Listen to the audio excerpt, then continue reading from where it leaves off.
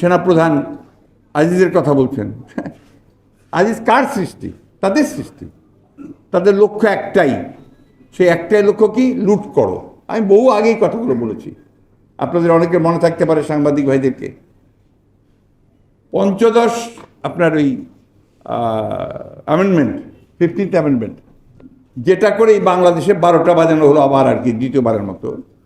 সেটা হচ্ছে যে আমাদের যে সিস্টেমটা ছিল আপনার, যে আমরা কেয়ারটেকার গভর্নমেন্টের অধীনে নির্বাচন করব, সুষ্ঠু অবাধ নির্বাচন হবে, সেটাকে বদলি দিয়ে তারা আবার দলীয় স্বর নিয়ে আসলো।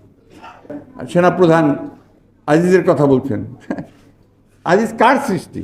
তাদের সৃষ্টি। আজিজের অবস্থান ছিল কোথায়? কোথা থেকে তাকে কোথায় টেনে তোলা হয়েছে?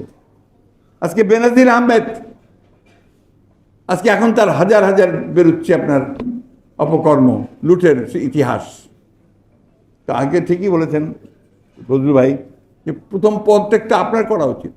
কিন্তু একটা দুইটা নয়, এরকম অসংখ্য ঘটনা আজকে চতুর্দিকে তাকিয়ে দেখবেন, তাদের দুর্নীতি ছাড়ার কিছু নেই। দামি ইলেকশনে নির্বাচিত বা আপনার মধ্যরাতে নির্বাচিত সব তথাকথিত এমপি টেপি যা আছে, এরা এখন আকণ্ঠ নিমজ্জিত, টাকার ভারে মারা পড়ার অবস্থা একজনের। এরা সব বিদেশে বাড়ি করে।